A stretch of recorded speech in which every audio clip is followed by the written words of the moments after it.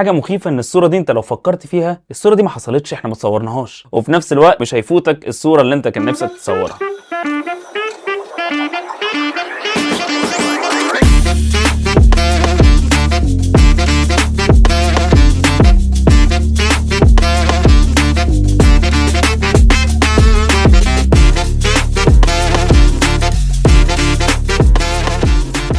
يا مساء الفل يا جماعه، واخيرا كده هنقدر نقول على البيكسل الجديد انه فلاج شيب ومش اي فلاج شيب. انا مستر بي اس ويلا بينا نبدا.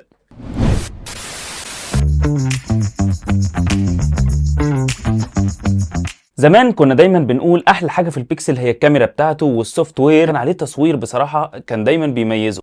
ليه ستايل معين في الكاميرا، وتختلف او توافقني في الكلام، لكن ما ينفعش نختلف على ان الكاميرا بتاعته كانت فعلا حلوه. ولكن اللي كان ناقصه دايما كنا بنقول بس بقى زودوا سنه في الهاردوير، شدوا شويه في الهاردوير. وكنت دايما بتمنى مثلا ان يحصل كولابوريشن بينه وبين سامسونج، ولكن ده طبعا ما بيحصل. يمكن حصل في حاجات في السوفت وير بس ما حصلتش في الهاردوير. ولكن اخيرا السنه دي الهاردوير ظبط، الشكل ظبط، الديزاين حلو، السوفت وير حلو، موبايل فلاج شيب محترم كانه لابس بدله كده وجاي لنا متشيك. اللاين اب السنه دي بيكسل 9، بيكسل 9 برو، وبيكسل 9 برو اكس ال. دول اساميهم عاديه، واخر واحد هو بيكسل 9 برو فول. البيكسل ال9 العادي الفرق بينه وبين البرو مفيش فرق كبير قوي، يمكن هي اللينس بس، التليفوتو اللي انت بتاخد بيها بورتريتس حلوه مثلا، والموبايل اقل شويه، حاجه بسيطه في الديسبلاي ما تاخدش بالك منها، مش هتلاحظها في العادي. في فرق تاني في الريفريش ريت، هو ان البيكسل برو والبرو اكس ال بيجوا بريفريش ريت ال تي بي او، اللي هو بيسمح للموبايل انه ينزل يبقى دايناميك في الريفريش ريت، وينزل مثلا ل 1 هرتز او يطلع تاني ل 120 هرتز على حسب استخدامك. لكن في البيكسل 9 العادي ما فيهوش ال تي بي او، ده فرق تاني. الوان البيكسل الاسامي تحسوها شويه كاننا شعوذه، ولكن ما تخافوش دي الوان مفيش حاجه. الاوبسيديان وهو الاسود، البورسلين وهو الابيض، وينتر جرين اللي هو الاخضر فاتح، البيوني اللي هو بينك. بينك يا منى؟ بينك. الحمد لله السنه دي في كل الموبايلات اللي نازله الفينجر برينت الحمد لله بقت التراسونيك، والالتراسونيك احلى واسرع وادق زي بتاع سامسونج كده لو انتوا عارفينه. كمان البيكسل 9، احنا بنتكلم دلوقتي على البيكسل 9 العادي، بينزل ب 2700 نيتس البرايتنس، وده ازيد من السنه اللي فاتت ب 35% من بتاع بيكسل 8، وده طبعا حلو جدا. بادئ برامات 12 جيجا، البطاريه بتاعته 4700، الفرونت كاميرا بتاعته 10.5 ميجا بكسل، المين كاميرا 50 ميجا بكسل، الالترا وايد بتاعته 48 ميجا بكسل. وخلي بالك الالترا وايد 48 عشان ما نعدهاش في كل الموديلات اللي جايه، كلهم 48، والمين كاميرا 50 في كل اللي جاي. كل برضو اللي جاي بالشيب الجديده بتاعت جوجل تنسر جي 4. احنا كده خلصنا البيكسل 9. البيكسل 9 برو مفيش فرق كبير زي ما قلنا. هنيجي للريفريش ريت هنقول ان فيها ال تي بي او برضو 120 هرتز، وفيها زياده تيليفوتو لينس. طبعا ال9 برو وال9 برو اكس ال الاثنين فيهم التيليفوتو لينس، واللي تقدر تصور بيها 5 اكس زي ما شفنا من سامسونج وابل. ال5 اكس الجديده برضو كمان بقت موجوده في البيكسل. بس يا جماعه خدوها كلمه مني، انا متاكد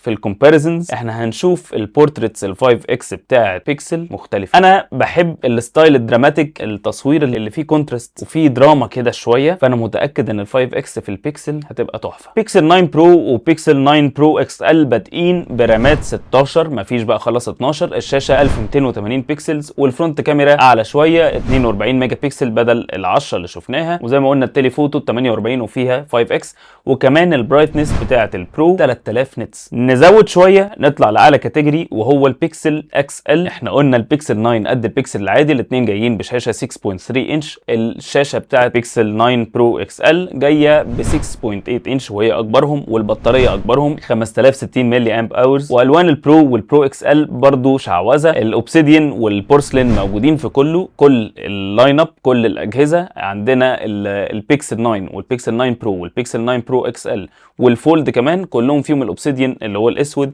والبورسلين اللي هو الابيض. ده في زياده الهيزل، مع العلم ان السنه دي مفيش في بيكسل ولا موبايل تيتانيوم، كلهم الومنيوم عادي خالص. واللون الاخير هو الروز كورتز، او اللي هو بينك فاتح شويه، افتح من البينك اللي احنا قلناه في الاول. نيجي للبيكسل 9 برو فولد ستاف ذا كراست 6 تشيز اضافه بيبروني، اللي جاي مختلف عن السنه اللي فاتت. اول فولد ب 80% فرق برايتنس، الموبايل البازلز بتاعته احسن، شكله احسن، الموبايل السمك بتاعه يا دوبك يعني مفيش ملي اكبر من اليو اس بي سي، جميل ما تحسوش فولد، حتى هو مقفول شكله شيك جدا. وجاي كمان باي بي اكس 8. الموبايل ده بصراحه انا خايف انزله الميه يعني بسبب الميكانيزم اللي فيه، وبعدين ما فيهوش اي داست ريزيستنس. انا متاكد ان حد زي جيري ريج ايفريثينج هيقوم بالواجب وزياده.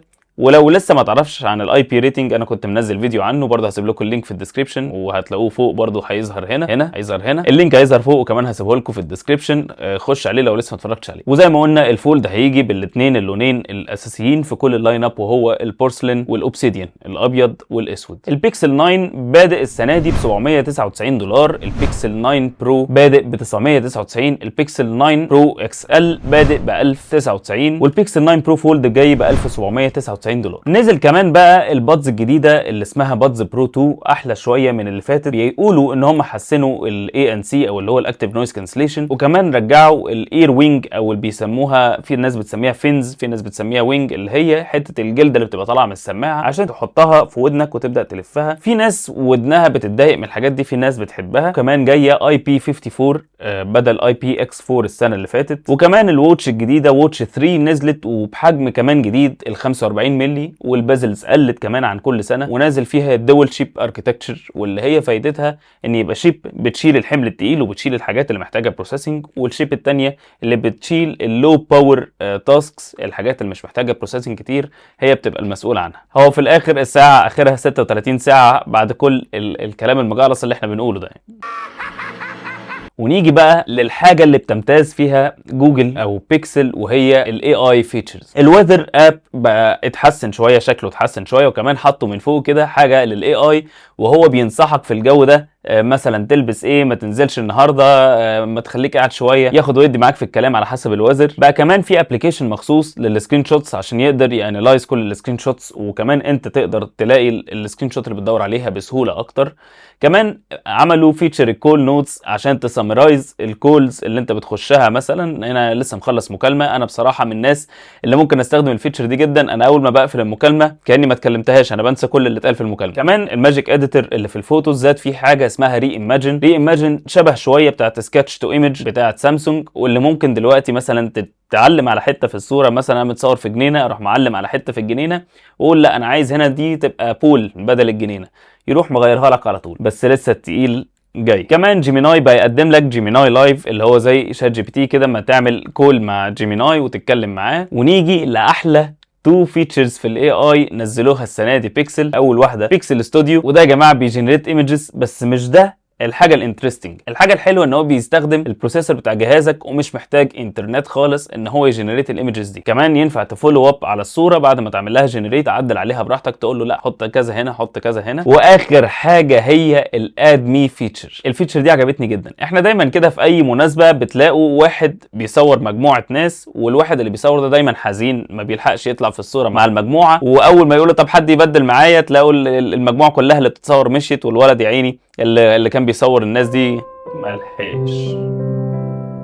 حاجه بتبقى مؤثره جدا وبيصعب عليا جدا. كمان كان طالع موضه زمان كده في الكاميرات ان انت تثبت مثلا موبايلك او الكاميرا تحطها في حته وتثبت اضاءه وتتصور في كذا بوزيشن في الاوضه وتبدا تقطع حوالين نفسك، فانت تبقى ظاهر في الاوضه كانك متصور كذا مره. حط بقى الاثنين دول مع بعض، طلع لك من الكاميرا فيتشر جاهزه سهله تستعملها على طول اوت اوف ذا بوكس، وهي الاد مي فيتشر. دلوقتي انت مع مجموعه ناس مفيش حد يصوركوا، فانت بتضطر تطلع موبايل وتصور صحابك كلهم، وبعد كده بتقول لهم بدل ما يتصوروا لوحدهم وسعوا لي مكان كده جنبكم عشان اجي في الصوره. هتيجي ازاي بقى؟ ما هو مفيش حد يصوركم. هتروح مصور الصوره وبعدين الناس كلها تمشي وانت مكانك موجود في الصوره، حد من المجموعه اللي مشيت دي يجي يمسك الموبايل، تروح انت مكانه باستخدام الاوجمانتد رياليتي. الكاميرا مطلع فيها مكانكم فين بالظبط والصوره كان شكلها عامل ازاي، فاللي بيصور شايفكم او شايف الصوره كان شكلها عامل ازاي، وفي نفس الوقت شايفك وانت بتضاف على الصوره. فممكن مثلا كانك متصور حاضنهم وانت كانك في الصوره عادي خالص. هي حاجه مخيفه وحاجه حلوه في نفس الوقت.